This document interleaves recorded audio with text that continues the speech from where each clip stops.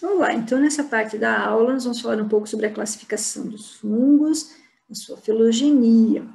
Então vejam, né, que por esse esquema aqui, esse cladograma, nós percebemos que o grupo dos fungos, ou o reino fungi, é um grupo monofilético, porque todos eles descendem de um único ancestral em comum.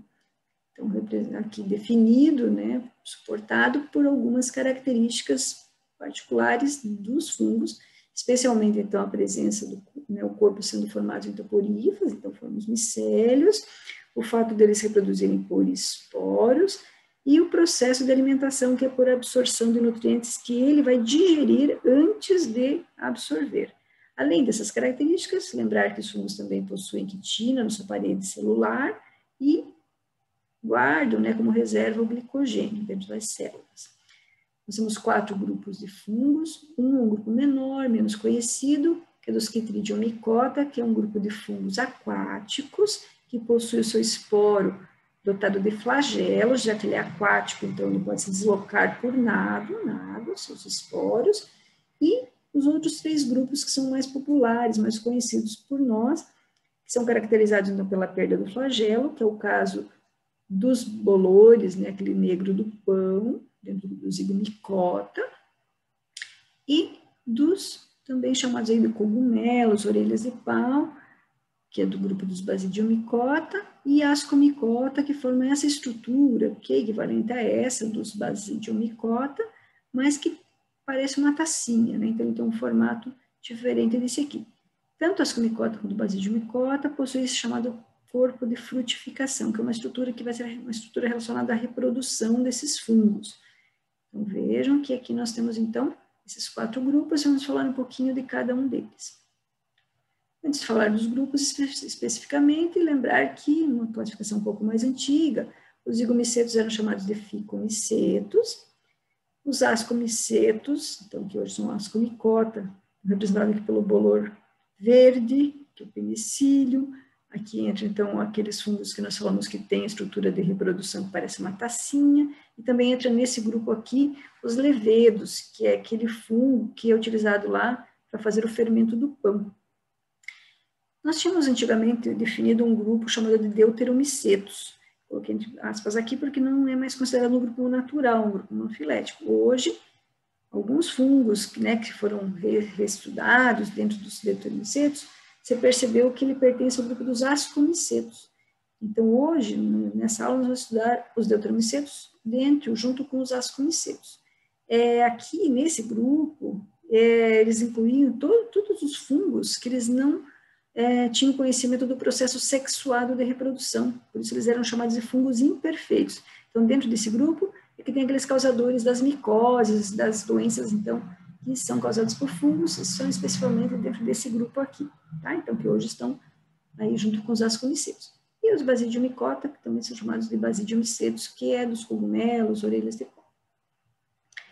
Então, o Chytridiomycota, como já vimos lá no cladograma, ele é o grupo mais antigo, mais basal dentro da filogenia dos fungos. Eles possuem um padrão de hifas, que é a hifa cenocítica, aquela que não tem divisão, né? Tem os núcleos contínuos. Algumas espécies dentro desse grupo também são unicelulares, embora a maioria tenha essas hifas cenocíticas. E o interessante é que esse grupo possui, então, seus esporos com flagelos, são chamados também de zoósporos, já que eles conseguem se deslocar, se dispersar no ambiente aquático. Então, esses fungos são fungos aquáticos e faz sentido os seus esporos, então, possuírem flagelos que ajudem no deslocamento nesse tipo de ambiente. Vou chamar a atenção porque tem se atribuído a grupos ou espécies de fungos desse grupo, alguns que têm causado doenças em anfíbios aquáticos. Então, aqui é o caso de uma pelideca, por exemplo, atacada por esse fungo aqui, que é um fungo desse grupo. Então, hoje, uma parte aí dos problemas relacionados à perda de espécies de indivíduos de anfíbios se deve a espécies desse grupo aqui. Não só anfíbios, também peixes ou plantas que estão próximas à água, podem ser acometidas, então, por espécies desse grupo. O outro grupo, então, o Zygomicota, zigomicetos ou ainda ficomicetos, que é o bolor negro do pão, o principal representante, também possui hifas cenocíticas, então aquela que não tem divisão. E essas hifas são a haploides, né? Então, que você observa lá o bolor negro no pão, às vezes lá no morango, na laranja, ele é um fungo, então, haploide, né? Que possui, então, N cromossomos. Esse fungo, espécies desse fungo, desse grupo, é encontrado principalmente, então, no solo, mas, como eu já falei, ele é um bolor típico aí também de alguns produtos, como é o caso do pão. Chama atenção porque alguns fungos desse grupo aqui são utilizados para fazer o molho de soja, por exemplo, o shoyu, que é da culinária japonesa, então dentro desse grupo. E também se produz alguns hormônios anticoncepcionais a partir de espécies desse fungo e alguns medicamentos anti-inflamatórios. Então não é só o penicílio que é utilizado lá para os antibióticos. Dentro desse grupo também nós temos espécies que são utilizadas na indústria com o mesmo propósito. Nós já vimos na aula anterior, quando eu falei geral de reprodução de fungos, né, já falamos da reprodução aí dos micetos, por exemplo, aí o Isopus stolonifera, que é o bolor negro do pão. Lembrando que, então, nesse caso, eles podem ter tanto reprodução assexuada, por formação dessas estruturas, esse micélio reprodutivo, que forma, então, os esporângios, produtores de esporos, só que como é assexuado, então, esporos que já são N cromossomos, por mitose, formam outros esporos N, que podem ser, então, dispersados aí pelo vento. Então, se cair no substrato adequado, eles germinam novamente e formam novamente micélios N cromossomos. Tá? Então, aqui nós temos, por exemplo, nesse pão aqui, mostrando, como se fosse aqui, dois micélios da mesma espécie, mas de indivíduos diferentes. Para diferenciá-los, aqui foi chamado de hifas, ou micélio positivo, e negativo, já que nós não temos, né, no caso, em macho e fêmea, no caso dos fungos. Aqui, qual que é a ideia? Mostrar que se esses indivíduos diferentes, mas se estiverem próximos, eles podem pode ocorrer uma união de hifas, de fungos, de micélios diferentes. E, com a união dessas hifas, ocorre a fusão, então lembra que elas são N, ocorre fusão e forma um indivíduo diploide, ou 2N, nesse caso, então, um zigósporo 2N. Como nos fungos a meiose ela é zigótica, assim que forma-se, então, um indivíduo diploide, já ocorre a meiose. E lembre que a meiose, a meiose, ocorre novamente aquele processo de divisão do número diploide e volta a ser indivíduos ou esporos haploides. Então, por meiose, aí ocorre, então, a formação novamente de esporos N, nesse caso, que vão germinar em indivíduos haploides, ou indivíduos N novamente. O outro grupo é dos ascomicota, ou ascomicetos. Então, é bem característico nesse grupo a presença de estruturas produtoras de esporos, chamadas de ascos. Esses ascos, eles ficam reunidos numa estrutura maior chamada de ascocarpo. Então, o corpo de frutificação, a estrutura visível, é o ascocarpo. E no ascocarpo, se você olhar nessa face inferior aqui, você vê várias lamelazinhas, que é onde estão, então, os ascos. E cada asco desses pode produzir vários ascósporos, que são os esporos típicos dos ascomicetos. Então, ascocarpo, ascos, e em cada asco, formando pequenas estruturas chamadas, então, de ascósporos. Então, isso aqui é uma imagem mais esquemática, mas, então, essa seria uma imagem real lá na natureza, então, desse tipo de fungo. Além desse padrão aqui, né, de corpo de frutificação, nós temos fungos desse grupo que são, por exemplo, os bolores, né, como é o caso lá do penicílio, por exemplo, né, que tem essas hifas, e é nessa região, por exemplo, que se formam, então, os esporos, especialmente assexuadamente nesse caso, tá? Então, nos ascomicota, é mais comum o padrão de reprodução assexuado do que sexuado, embora existam as duas possibilidades. Aqui mostrando também que é dentro desse grupo que existem, então, os levedos ou leveduras, que são fungos unicelulares, que se reproduzem por brotamento. Então, se olhar um corte de uma estrutura como essa, veja, ele é unicelular e tem o mesmo padrão aí. Lembra que é uma célula eucariótica, que tem a parede celular de quitina, e aqui dentro todas as organelas aí, digamos, responsáveis, então, pelo funcionamento do indivíduo.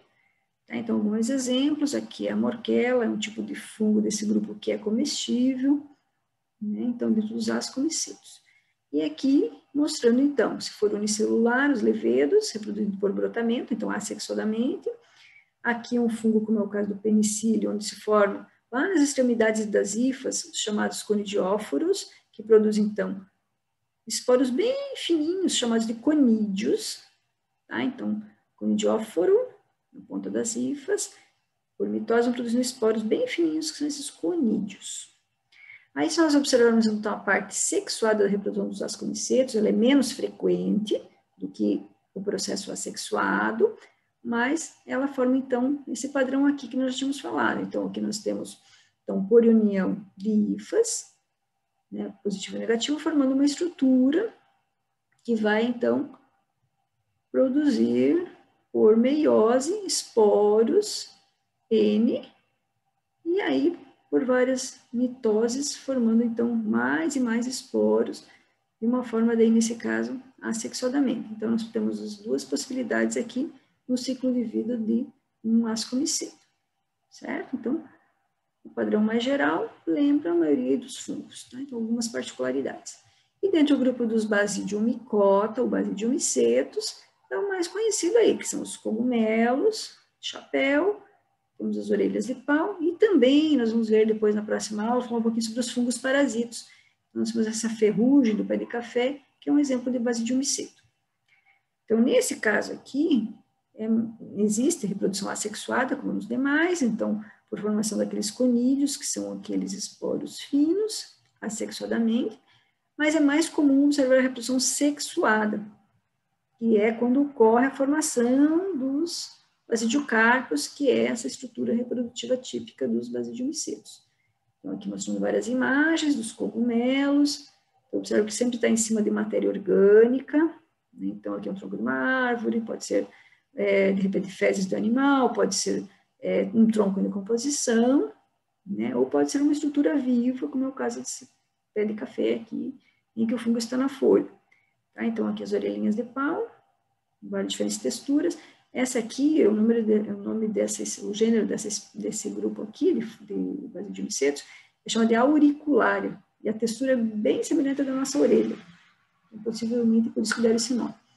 Alguns fungos bem conhecidos aí por suas propriedades, né? Então, nesse caso, a Amanita muscaria, pelas suas propriedades alucinógenas, psicodélicas, é um fungo que é um cogumelo de chapéu, como o basidiomyceto. Nesse caso, eles ocorrem, por exemplo, associados a raízes de pinos, que é aquele pinheiro lá do hemisfério norte, embora ocorra aqui na nossa região, ele é típico lá do hemisfério norte. Então, ele vive uma relação boa, mutualística, que nós vamos estudar depois, mais adiante, com essas raízes de pinos. Então, nesse caso, é um exemplo de fungo, digamos, perigoso, então tem que ter cuidado. Então, ele, se tiver plantações de pinos, é bem possível que se encontre aqui na nossa região também, embora não seja nativo daqui, está sempre associado a raízes de pinos. E temos também do mesmo gênero, Amanita, então esse é a Amanita muscaria. São os Amanita faloides, que eles chamam também de cicuta verde, que é venenosa, ela não é nativa, mas pode ser encontrada na nossa região. Esse aqui, ele produz, se for consumido, ele pode inclusive matar a pessoa, ele é bem venenoso.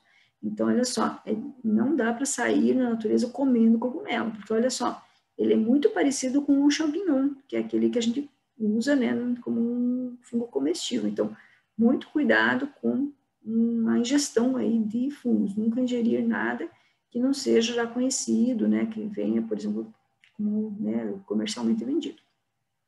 E, para finalizar a parte da classificação e lembrar um pouquinho sobre a reprodução dos basidiomycetos, o padrão geral, como eu falei, é semelhante aos demais fungos, mas, então, algumas particularidades aqui, especialmente o nome das estruturas.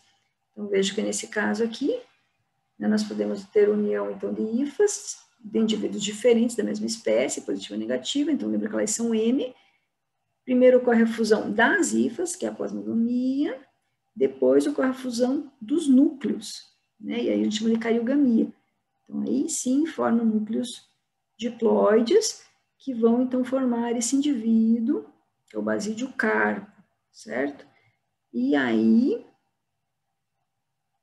por, digamos, processos que ocorrem no próprio basidiocarpo, que é essa estrutura de reprodução, né, que é o corpo de frutificação desse grupo, vão ocorrer, então, novamente, depois a meiose daquele indivíduo que era diploide, tá? Então, basídio com núcleo zigótico, aí que vai sofrer a meiose para a formação, então, de esporos, que são haploides, certo? E aí começa o processo de novo. Então, é mais comum para os basidiomicetos o processo sexuado de reprodução. Então, de qualquer forma, a gente não precisa saber todos esses nomes aqui, mas é bom lembrar sempre que a meiose, ela é zigótica, tá? Então, é para formar os esporos diretamente do zigoto, tá? Que ocorre, então, ali, nessa estrutura reprodutora que é o basídio carpo. Então, no próximo momento da aula, nós vamos falar um pouquinho aí sobre o funcionamento em si do fungo, a parte mais fisiológica, metabólica dos fungos.